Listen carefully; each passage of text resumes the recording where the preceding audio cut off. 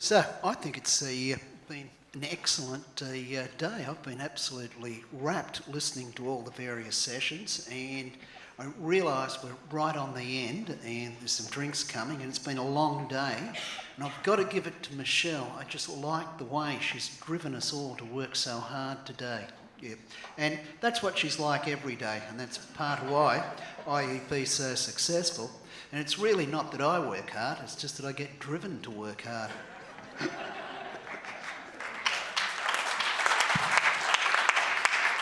So I'll just run through maybe about 6 things. I'm going to do it very, very quickly. Then I'll pass it over to Bill, and I think then we're having about a 10-minute conversation or something like that.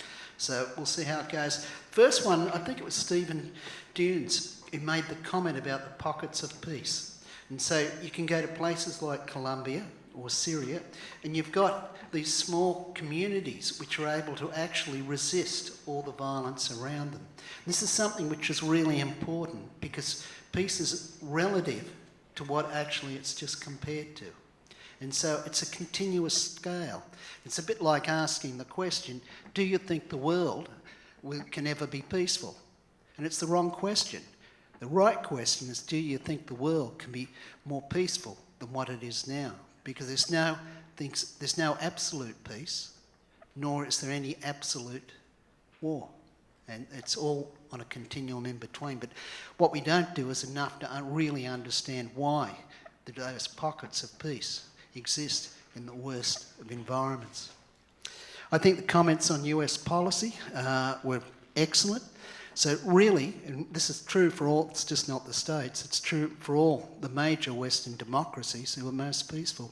To realise on a per capita basis, 8 of the 11 largest suppliers of ammunitions or weapons are Western democracies. Australia, who is number 12 on the Peace Index, 2 weeks ago came out and said they want to be one of the 10 largest exporters of weapons in the world in the future. And so the foreign policies of the most peaceful nations, and the ones which we're all members of, it's key to be able to get them to support peaceful nations, not unpeaceful nations, and particularly the ones which practice state-sponsored terror. 2 things on corruption. We had quite a bit on corruption. The first is what we've found with our work. There's a tipping point in corruption. So it's something like that, a really big dogleg. So as peace decreases, as corruption increases, doesn't have much impact on peace till you get to a certain point, after which very, very small increases in corruption have cataclysmic effects on peace.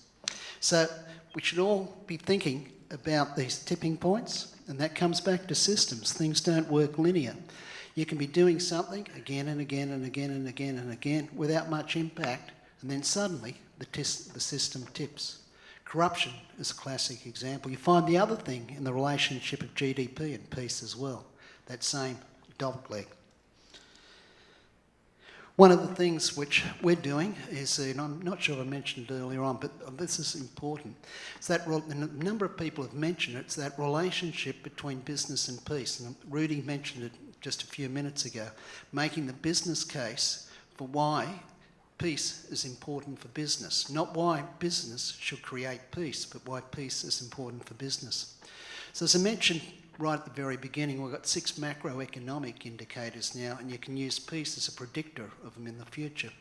So we're working with a bunch of fund managers in Europe, and mainly out of London, to try and create ethical funds which are based around investments in products in emerging markets using peace as the paradigm with which to make the investment. And they're the kind of things, in many ways, which can actually become transformational in changing the way business actually perceives peace.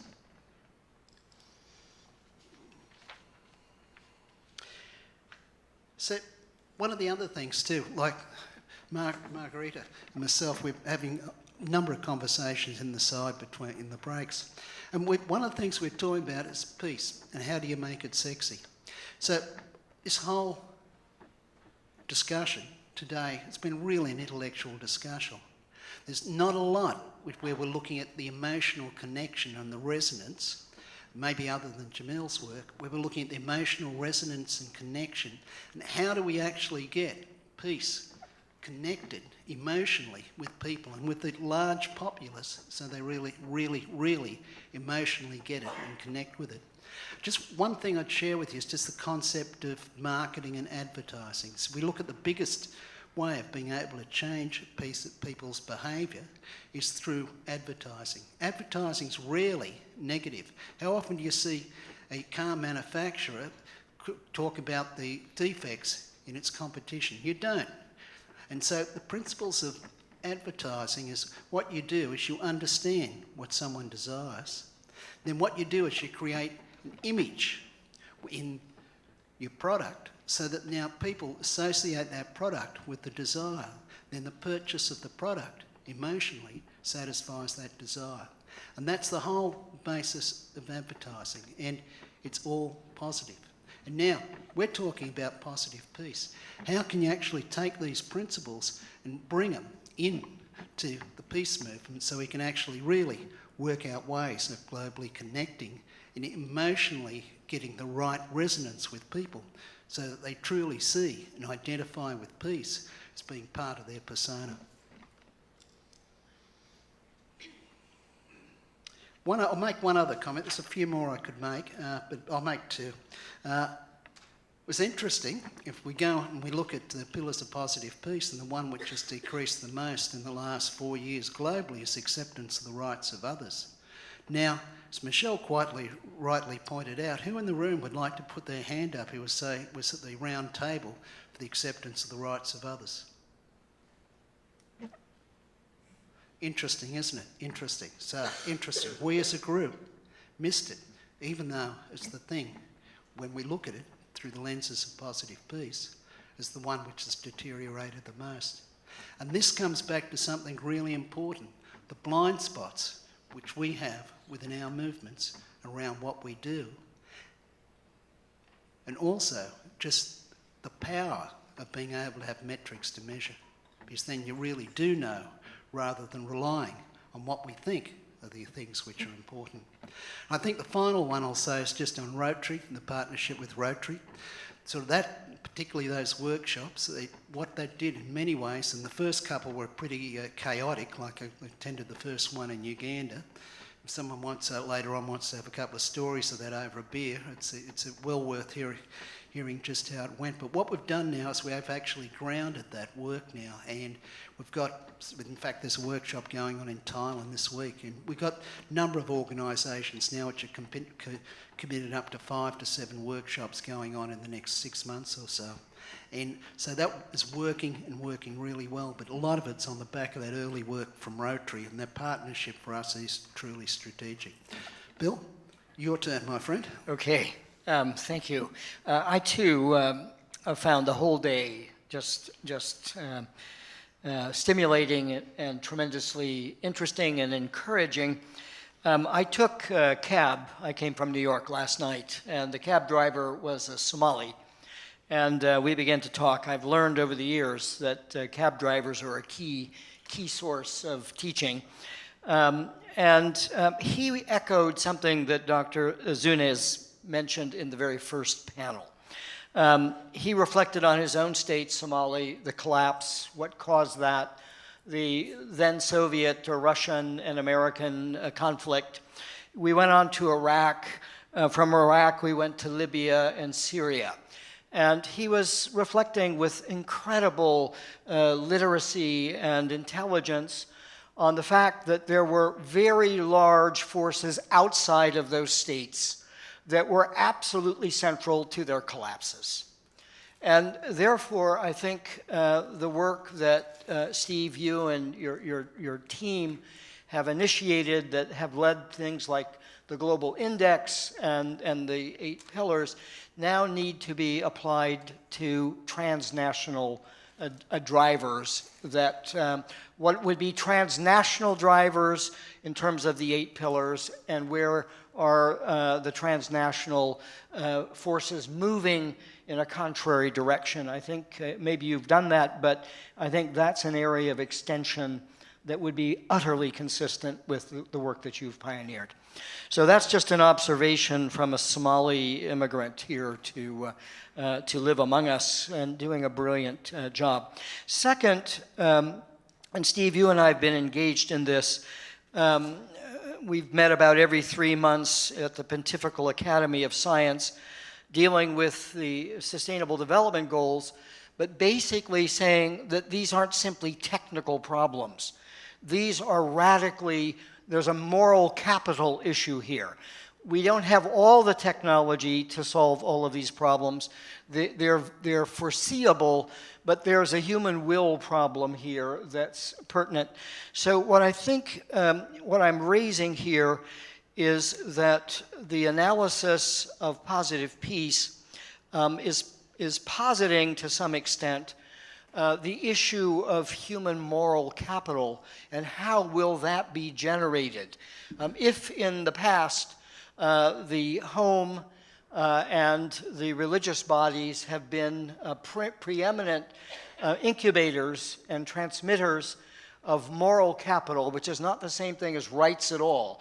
Rights are a great thing, you grant them, and they need to be granted on human dignity, but the virtue traditions recognize that it's a steep climb to become a good person, and that there are many countervening forces within your own self.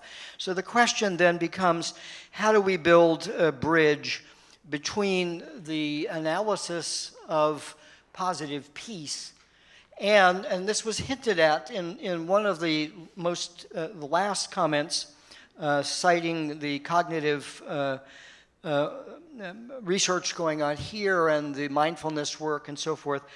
How do we cultivate the human subject so that the human subject has the strength, the moral strength and resilience to not only be informed by the 8 pillars of peace, positive peace analysis, but to have the courage, the strength to become an agent, a subject of peace, both comprehensively, both internally and as a public actor. Third, I can't help but mention something that I think I've observed all around the world in my particular domain of work, but I felt I heard hints of it in the panels and throughout the day. I'll say it in the multi-religious way, but I say it simply because I think it's generalizable to all of us. What we begin to do is to try to measure, is multi-religious effective and is it efficient? Because we had to justify that if we were going to get money to do this kind of work. But we were also interested, what happens to the people, the religious people who engage in this kind of work, multi-religious work? And we found 4 constants across religions, across all geography. Everybody acknowledged that their fear of the other decreased. Once they had reached the shoulder-to-shoulder position, and this was the fast track. Dialogue wasn't the fast track. Common commitment was the fast track.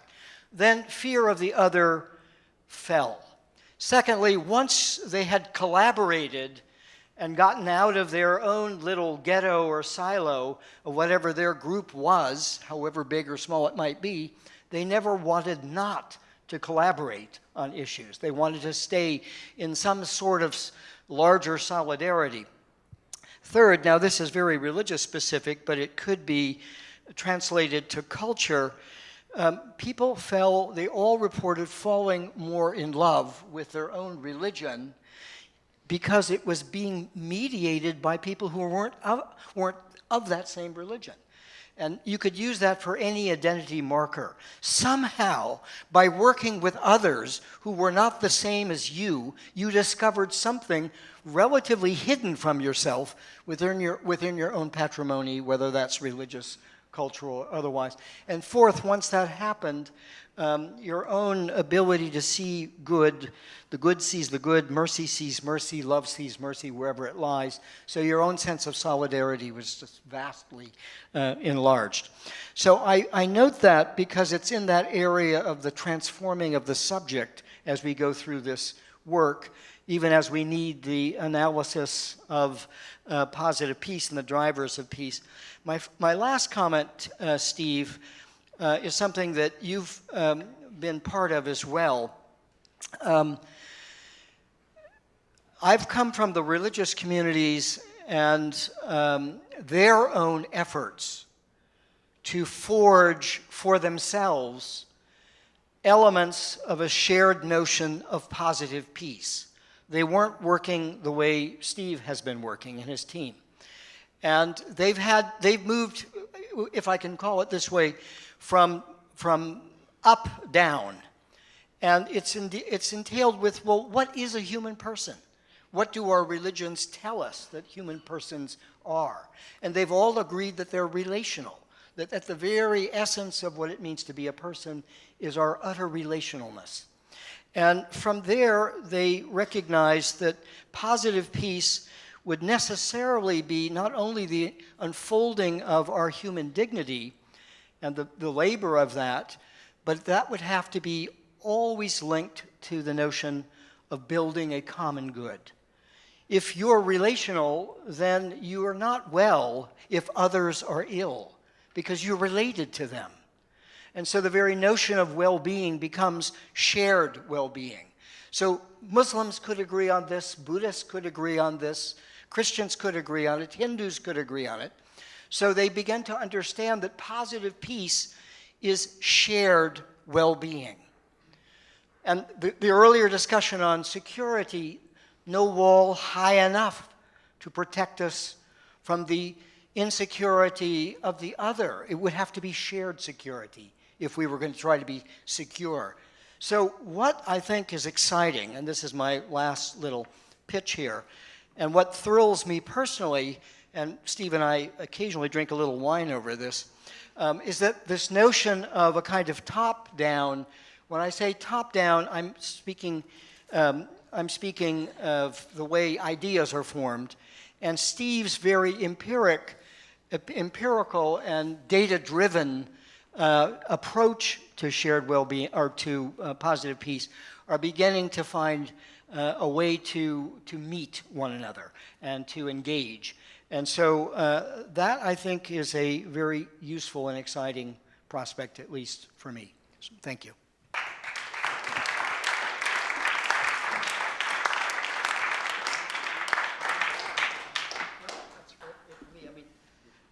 Right, okay, I think we're right at the end now. Isn't that great? Here comes the beer. But one last thing, or two last things actually. Sort of one of the things with Bill, we've been good mates, known each other now maybe for about 12 years or so.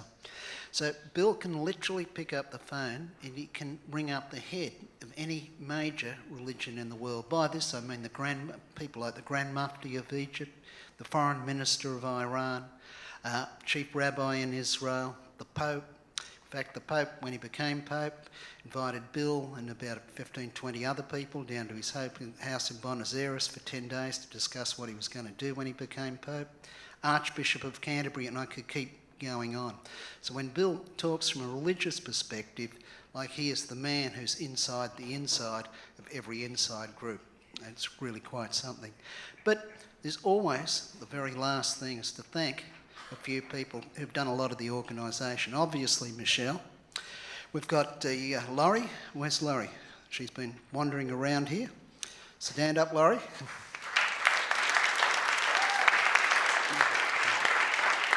I'd also like to thank Sarah Clemens and Elizabeth Shansay Ackman. Where are you two? So they're the ladies outside who've been helping with the logistics and the organisation. Alberto, we'd love working with you. Absolutely love. So the Latin Centre, the Stanford Center for Latin American Studies. And also, finally, Mercy Court, who have helped a lot with the organisation and the logistics for today as well. So thank you, everyone. It's been a great session. And till next year.